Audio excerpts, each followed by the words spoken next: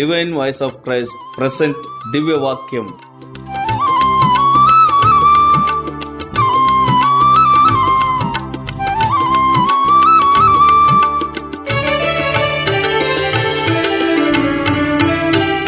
దేవుని మహాపరిశుద్ధ నామానికి మహిమ కలుగును గాక.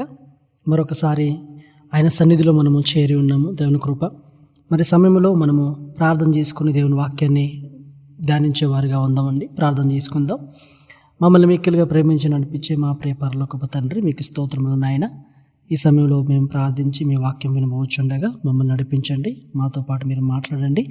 మరి చివరి వరకు కూడా మీ వాక్యం మేము ధ్యానించినైనా మరి వాక్యంలో నిలకడగా జీవించడానికి కృప చూపించండి. మరి మీ సేవకులమైన నన్ను కూడా నడిపించండి. యేసుక్రీస్తు వారి పేరిట అడిగి వేడుచున్నాము తండ్రి, ఆమేన్. దేవుని నామానికి మహిమ. మరోసారి దైవజనమ మీ అందరికీ కూడా యేసుక్రీస్తు నామమును బట్టి వందనములు తెలియజేస్తా ఉన్నానండి. మరి దేవుని సన్నిధిలో మనము వాక్యాన్ని వినేటప్పుడు మరి మత్తయి రాసిన సువార్త 9వ అధ్యాయము 20 నుంచి 22 వరకు మనము చూస్తే ఇలాగ రాయబడి ఉంది. ఏమంటే, ఇదిగో 12 సంవత్సరముల నుండి రక్తస్రావ రోగము గల యొక్క స్త్రీ, నేను ఆయనపై వస్త్రమును మాత్రము ముట్టితే బాగుపడదునని తనలో తాను అనుకుని ఆయన వెనుకకు వచ్చి ఆయన వస్త్రపు చెంగు ముట్టెను. యేసు వెనుకకు తిరిగి ఆమెను చూచి, కుమారి, ధైర్యముగా ఉండుము, నీ విశ్వాసము నిన్ను బాగుపరచునని చెప్పగా ఆ గడియ నుండి ఆ స్త్రీ బాగుపడెను. ఇక్కడ మనం చూసినట్లయితే ఆ 12 సంవత్సరాల నుండి ఆ ఒక స్త్రీ పడినట్టు బాధ, కష్టములు, ఇబ్బందులు చాలా ఉన్నాయి. ఆమె దగ్గర ఉన్నట్టు ఒక జనాల్లో కూడా ఆమెను వదిలి వెళ్ళిపోయినట్టు పరిస్థితి. అలాగనే ఆమెలో ఉన్నట్టు ధైర్యము మొత్తము ఆమె నుండి వెళ్ళిపోయినట్టు ఒక పరిస్థితి. ఆమె సంపూర్ణంగా సోలిపోయినట్టు ఒక పరిస్థితి. అటువంటి పరిస్థితి నుండి ఆమె ఆలోచన చేసిన విచారం ఏంటంటే, నేను యేసు ప్రభు దగ్గరకు వెళ్ళి, మొదటిగా మనం గమనించాల్సిన విషయం ఏంటంటే, నేను యేసు ప్రభు దగ్గరకు వెళ్ళి, మనం ఎప్పుడైతే యేసు ప్రభు దగ్గరికి వెళ్ళాలి అనే ఆలోచన ఉంటుందో మన మనసులో ఒక సందేహం కూడా ఉండకూడదు, నమ్మకం మాత్రమే ఉండాలి. నేను యేసు ప్రభు దగ్గరికి వెళ్తున్నాను, ఒక అద్భుతాన్ని దేవుడు నాకు ఇస్తాడని నమ్మకం. యేసు ప్రభు దగ్గరికి నేను వెళ్తున్నాను, నా కుటుంబానికి కావాల్సినట్టు మేలు నాకు దొరుకుతుందని ఒక నమ్మకం. యేసు ప్రభు దగ్గరికి నేను వెళ్తున్నాను, నాకు కావాల్సినట్టు సమాధానం, నాకు ఒక జవాబు కావాలి, దొరుకుతుందని ఒక నమ్మకం మనలో ఉండాలి. ఆ స్త్రీ యొక్క జీవితంలో పోరాడినట్టు సంఘటనలు పాస్ట్లో చాలా ఉన్నాయి, అంటే గత జీవితంలో చాలా ఉన్నాయి. అయితే అవి ఎప్పటి వరకు ఆమె దగ్గర ఉన్నాయంటే, యేసు ప్రభు దగ్గరికి ఆ ఒక స్త్రీ వచ్చేంత వరకే, యేసు ప్రభు దగ్గరకు వచ్చి ఆ ఒక వస్త్రపు చెంగును ముట్టేంత వరకే. అదైన తర్వాత ఆమె ఒక జీవితం మార్చబడ్డది. ఎందుకు మార్చబడ్డదంటే, ఆమెలో రగిలినట్టు ఒక ఆశ. ఈరోజు కూడా మనకు ఆశ ఉండాలి. ఎటువంటి ఒక ఆశ ఉండాలంటే, యేసయ్య దగ్గరికి నేను రావాలి, యేసయ్య నుండి నేను కావాల్సింది పొందుకుంటాను, ఒక ఆశ, నమ్మకం ఉండాలి. నమ్మకం ఉన్న చోట ఆశ ఉంటుంది, ఆశ ఉన్న చోట నమ్మకం ఉంటుంది. ఈ రోజుల్లో చాలా జన విశ్వాసులు కూడా సంఘానికి వస్తాం, అయితే నమ్మకం ఉండదు, దేవుని కోసము ఆశ ఉండదు. ఎప్పుడైతే మనం సంఘానికి వస్తున్నామంటే మన జీవితములు ఆశతో ఉండాలి, నమ్మకంతో ఉండాలి. ఏదో వచ్చాము పోయాం అనేటట్టుగా ఉంటే మన జీవితంలో పొందుకోవాల్సిన ఆశీర్వాదం పొందుకోవండి. లేజీగా ఉండకూడదు. నమ్మకానికి వచ్చినప్పుడు ఒక యాక్టివ్గా ఉండాలి మనము. అంటే ఒక దాహముతో ఉన్నట్టు ఒక దుప్పి నీరు కొరకు ఎలాగైతే దాహంతో పరిగెడుతుందో అలాగా మనం కూడా ఏంటంటే దాహంతో ఉండాలి. దేవుని సన్నిధికి వచ్చాము, దేవుని ఆరాధించడానికి వచ్చాము అంటే దేవుని సన్నిధిలో మన జీవితాన్ని అప్పచెప్పాలి. అప్పుడు మన జీవితాల్లో జరగాల్సిన అద్భుతాలు జరుగుతాయి. ఆ స్త్రీ ఒక జీవితాన్ని గమనించండి. ఆ స్త్రీ ఒక ఇల్లు అడ్రస్ ఏంది, ఆ స్త్రీ ఒక ఇల్లు ఎక్కడుంది, వాళ్ళ బంధుబలగం ఎక్కడున్నారు, ఇవన్నీ ఆలోచన చేసే సెకండరీ. అయితే ఈ సమయంలో ఆ స్త్రీ యొక్క వస్త్రపు చెంగును ముట్టిన వెంటనే ఆ గడియ నుండి, వాక్యం రాయబడ్డది, ఆ గడియ. ఏ గడియ అది? యేసయ్య నుండి అద్భుతం పొందే ఒక గడియ. అంటే యేసయ్య తన నమ్మిన పిల్లలకు అద్భుతాలు చేయడానికి మనసు ఉంటుంది. ఆ మనసు ఎప్పుడైతే మన నమ్మకాన్ని చూస్తారు, యేసయ్య మనలో ఆశించేది నమ్మకం. ఆవగించంత విశ్వాసము నీకున్నట్లయితే దేవుని కార్యం పొందుతావని వాక్యం ఉంది. మరి ఈరోజు మనం నమ్మకము ఉంది అని మాట్లాడతాం, ఆ నమ్మకము క్రియల్లో చూపగలగాలి. మనం మాటతో మాత్రం సరిపెడతాం. చాలా జనాలు ఏంటండి, పాస్టర్ గారిని మాటతో మెచ్చిస్తాం, మన సహోద్యోగిలో ఉన్నట్టు మళ్ళీ సహోదరుని కానీ మాటతో మెప్పిస్తాం. దేవుని మెప్పించాలంటే నమ్మకం ఉండాలి. నమ్మకం లేకుండా దేవుని మనం మెప్పించలేము. ఎంతోమంది ఈరోజు మనుషులను మెచ్చించడానికి సంఘాలు ఉంటారు, ఆత్మికతని నాటకం ఆడతారు. అయితే దేవుని సన్నిధిలో ఉన్నవారు దేవుని మెప్పించడానికి ఆయన దగ్గరకు వచ్చినప్పుడు సంపూర్ణ ఏకాగ్రత ఉండాలి ఆయన పైన. ఈ స్త్రీలో నమ్మకం ఉంది, ఆశ ఉంది, అలాగే ఏకాగ్రత ఉంది. ఆయన చుట్టూ ఎప్పుడు కూడా జనాలు ఉంటారు. అయినప్పటికీ కూడా యేసయ్య వస్త్రపు చెంగునే ముట్టాలంటే ఆమె ఎప్పుడు సిద్ధపాటుగా వెళ్ళాలని, కరెక్ట్గా యేసయ్య ఒక వస్త్రపు చెంగునే ముట్టాలని ఫోకస్గా వెళ్తూ ఉన్నారు. చుట్టుముట్టు ఎంతో జనాలు ఉన్నా కూడా నేను యేసయ్యనే చూడాలి, యేసయ్య వస్త్రపునే ముట్టాలి అన్న ఆలోచన ఉంది. చూడండి, ఈరోజు మనము యేసయ్య దగ్గరకు వచ్చి యేసయ్యలో భక్తిలో మన జీవితాన్ని సాగుకుంటూ వెళ్తుంటాం. చుట్టుముట్టు యేసయ్య సహాయం లేకుండా ఎవరొచ్చినా వారిపైన మన ఫోకస్ వెళ్ళిపోతుంది. వారిని నమ్ముతాం అన్నమాట, వారి మాటలు నమ్ముతాము, మోసపు మాటలు నమ్ముతాము, వారి వేషధారలు నమ్ముతాము, మోసపోతాం. చివరికి మనం మోసపోయే వారం కాదండి, మోసం నుండి బయటకు వచ్చి ఆత్మికంగా బలంగా దేవుని చేత ఉపయోగించబడాల్సిన వారు మనము. కాబట్టి మనం ఏం చేయాలంటే ఆ స్త్రీ వచ్చి నడిచిన మార్గములు మనం నడవాలి. ఆ మార్గం పేరు ఏంటంటే నమ్మకం. ఆ స్త్రీ వచ్చిన విధానంలో మనం రావాలి. ఆ వచ్చిన విధానం అంటే ఏంటంటే ఆశతో వచ్చింది ఆ స్త్రీ. మనము కూడా అలాగే ఆశతో రావాలి. ఆ స్త్రీకి ఉన్నట్టు ఏకాగ్రత మనకే ఉండాలి. యేసయ్య వస్త్రమునే చూసినట్టు, యేసయ్య సన్నిధినే చూసినట్టు, యేసయ్య సహాయాన్నే చూసినట్టు మనము కూడా ముందుకు చూడాలి. ఎందుకంటే వెనక మనం చూసినట్లయితే సాతాను మనల్ని వెనక్కి గుంజుతాడంట, లాగేస్తాడు వాడు. మనం వాడి తట్టు చూడట్లేదు, నిరాశ వైపు చూడట్లేదు, మరి యేసయ్య వైపు చూస్తున్నాము. కాబట్టి మనకి ఏవి అద్భుతాలు యేసయ్య చేయాలో అవి జరిగిస్తాడండి. ఆయనకు సాధ్యమే. కొన్నిసార్లు మనకు జరగాల్సిన అద్భుతాలు ఆలస్యం కావచ్చు. అయితే యేసు ప్రభువారు తన పిల్లల కొరకు ఏదైతే దీవెనలు సమకూర్చి ఉన్నాడో తగిన సమయంలో ఇస్తాడంట. బైబిల్లో ప్రతి ఒక్కటి ఎప్పుడు నెరవేరుతుంది అంటే తగిన సమయంలో మన జీవితంలో ఏది నెరవేర్చబడాలో నెరవేరుస్తాడు. కొన్నిసార్లు అనారోగ్యమనే కాదు, మన కుటుంబానికి ఏదో ఒక ఆశీర్వాదం గురించి, పిల్లలకి పెళ్లి కార్యాలు కావాలన్నప్పటికీ కూడా, లేకపోతే మా కుటుంబాలకి మేము ఎన్నో దినాల నుంచి ప్రార్థన చేస్తున్నాం, ఆశీర్వాదం రాలేదని ప్రార్థన చేసినప్పటికీ కూడా, మీ పనుల విచారణలో ప్రార్థన చేస్తున్నారో, మీ భార్య భర్తల విచారణలో ప్రార్థన చేస్తున్నారో, ఏ ప్రార్థన మీద అయినప్పటికీ కూడా ఈ మూడు మన జీవితంలో ఉండాలి. ఆ స్త్రీ వచ్చింది, నమ్మకంతో వచ్చింది. ఆ స్త్రీ అక్కడ యేసయ్య దగ్గరకు వస్తుంది, ఆశతో వస్తుంది. ఆ స్త్రీ ఏకాగ్రత సంపాదించుకున్నది. ఈరోజు ప్రపంచం మనకి డిస్టర్బ్ చేస్తారు. ప్రపంచంలో ఉన్న వాళ్ళందరూ డిస్టర్బ్ చేస్తారు. మనం డిస్టర్బ్ అవ్వకూడదండి. ఎప్పుడు డిస్టర్బ్ అవుతాము అంటే లోకాన్ని చూసినప్పుడు, యేసయ్యను విడిచిపెట్టి. చూడండి, పేతురు గారి గురించి కూడా మనకు తెలుసు.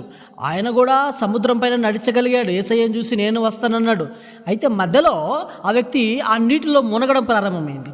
ఏకాగ్రత మిస్ అయిపోయింది. చుట్టుముట్టు చూడడానికి చూస్తున్నాడు, యేసయ్యను చూడలేకపోయాడు. యేసయ్యను చూసి అలాగే ముందుకు వెళ్ళుంటే యేసయ్యతో పాటు ముందుకు బయలుదేరేవాడు ఆయన. మధ్యలో ఎందుకు ఆయన మునిగిపోయాడంటే చుట్టుముట్టు చూశారనమాట. ఏకాగ్రత ఎవరికి ఉంటుంది అంటే ప్రార్థించే వారికి ఏకాగ్రత ఉంటుంది, వాక్యం ధ్యానించే వారికి ఏకాగ్రత ఉంటుంది, దేవుని సన్నిధిలో సహవాసం కలిగిన వారికి ఏకాగ్రత ఉంటుంది. మనం ఎంత సమయం ఇస్తామన్నది కాదు, దేవుడి సన్నిధిలో మనము సమయం ఇచ్చి ప్రార్థన చేయాలి. ఎందుకంటే ఆయన మన నమ్మకాన్ని పరీక్షిస్తూ ఉంటాడు. మన విశ్వాస జీవిత యాత్రను మనం ఎలా ముందుకు సాగించుకొని వెళ్ళాలంటే దేవునికి తెలుసు. మనమైతే మన జీవితాలను ఆయన సన్నిధిలో సమర్పించుకోవాలి. మనం ఎటువంటి నమ్మకంలో ఉన్నాము, ఎటువంటి ఆశతో ఉన్నాము, ఎటువంటి ఏకాగ్రతతో ఉన్నాము. ఈ రోజుల్లో అనేక క్రైస్తవ యవనస్తులు ఏకాగ్రత లోకంలో ఉన్నది, నమ్మకం లోక స్నేహిత లోక జనాల్లో ఉన్నది, ఆశలైతే లోకం పైన ఉన్నాయి.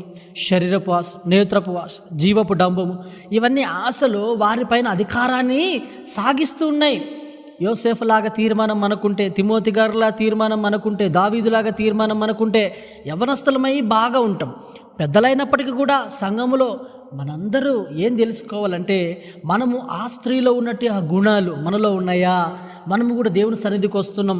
ప్రియ సహోదర సహోదరి, ఎంతమందికి అద్భుతాలు కావాలి, ఆశీర్వాదాలు కావాలి, స్వస్థతలు కావాలి, మా కుటుంబానికి ఏవైతే మేము ప్రార్థిస్తున్నామో నెరవేర్చబడాలి, దీవెనకరంగా ఉండాలి అని అనుకుంటున్నామో మనము కూడా దేవుని సన్నిధిలో మన జీవితాన్ని అప్పజెప్పాలి. అందుకే యేసయ్య అక్కడ చూసినట్లయితే యేసయ్య అంటే ధైర్యముగా ఉండుము, నీ విశ్వాసము నిన్ను బాగుపరచెను. మన విశ్వాసము, ఈరోజు సంఘానికి వస్తున్నాము, విశ్వాసము నీకుందా? ప్రార్థిస్తున్నాం, విశ్వాసము నీకుందా? యేసయ్యని వెంబడించి ఇన్ని సంవత్సరాలైనా మనకు విశ్వాసం ఉందా? విశ్వాసం ఉన్నవారు ధైర్యముగా ఉంటారు. ఆమేన్. విశ్వాసం ఉన్నవారు దేవునిలో కాన్ఫిడెంట్గా ఉంటారు. విశ్వాసం అన్నది నా శరీరానికి సంబంధించింది కాదు, కానీ విశ్వాసం అన్నది దేవుని ఆలోచన, దేవుని కార్యములకు సంబంధించింది. ఆత్మికతలో ఎవరైతే ముందుకు వెళ్ళాలనుకుంటున్నారో ఈ 3 కార్యాలు మనం జ్ఞాపకం చేసుకుందాము. ఆ స్త్రీలో ఉన్న ఆ 12 సంవత్సరాల నుండి బాధపడుతున్నట్టు రోగానికి ఒక విముక్తి ఎప్పుడో ఆ గడియా, యేసయ్యతో సంభాషించిన గడియా, నమ్మకంతో ఉన్నట్టు గడియా, అలాగే ఆశతో రగిలినట్టు గడియా, ఏకాగ్రతను సంపాదించుకున్నట్టు గడియా. మరి మనము కూడా మన జీవితాలు దేవుని సన్నిధికి సమర్పించి, ప్రభువా మమ్మల్ని నడిపించండి అయ్యా, మాకు సహాయం చేయండి అయ్యా, మేము కూడా ముందుకు వెళ్ళేటప్పుడు మాకు జీవితాలు మీకు చిత్త ప్రకారంగా ముందుకు వెళ్ళాలి, సహాయం చేసి బలపరచండి అని దేవుని సన్నిధికి మనం అప్పచెప్పుకుందాం, ప్రార్థన చేసుకుందాం. ప్రభువా తండ్రి, మరోసారి మీకు మహిమ కలుగును గాక. ప్రార్థన విన్నందుకు స్తోత్రాలునైనా. మరి వాక్యం విన్నాము. మాకు 12 సంవత్సరాలు ఉన్నటువంటి ఆ రక్తస్రావం కలిగిన స్త్రీ జీవితంలో ఈ 3 సంగతులు నేర్చుకున్నాము నాయన. నమ్మకం కలిగిన స్త్రీ, ఆశ కలిగిన స్త్రీ, ఏకాగ్రత కలిగిన స్త్రీ. అలాగేనైనా మేము కూడా మా విశ్వాస జీవితంలో ముందుకు వెళ్ళేటప్పుడు మీ కృపను, మీ సహాయం మాకు అనుగ్రహించండి, బలపరిచి దీవించమని, సాధ్యమైతే మీ యొక్క ఆ పాత్రగా మేము సాక్షిగా నిలవడానికి కృప చూపించండి. అటువంటి కార్యాలు మీరే జరిగిస్తారని మేము నమ్ముతా ఉన్నాము. మీ చేతికి మా జీవితాలు సమర్పిస్తూ యేసుక్రీస్తు వారి పరిశుద్ధ నామమును బట్టి ప్రార్థించి అడిగి వేడుచున్నాము తండ్రి. ఆమేన్, ఆమేన్, ఆమేన్.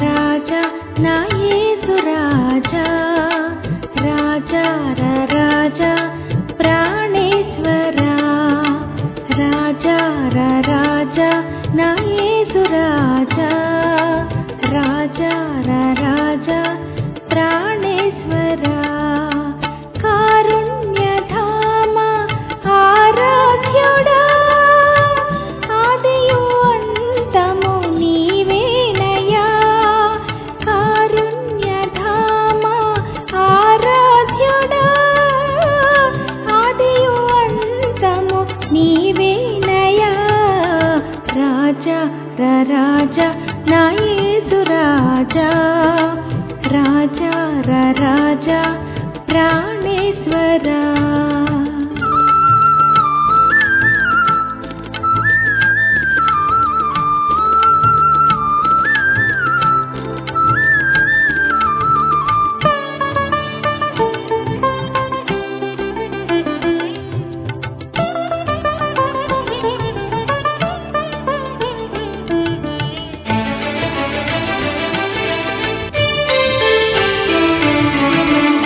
రాజవైభవము తొణికిసలాడు సంశోభితుడా యేసునాథా, రాజవైభవము తొణికిసలాడు సంశోభితుడా యేసునాథా, మహిమరాజా నా ప్రాణ ప్రియుడా, మహిమరాజా నా ప్రాణ ప్రియుడా, ఆదియు అంతము నీవేనయ్యా, ఆదియు అంతము నీవేనయ్యా, రాజా రాజా నా యేసు రాజా, రాజా రాజా ప్రాణేశ్వరా.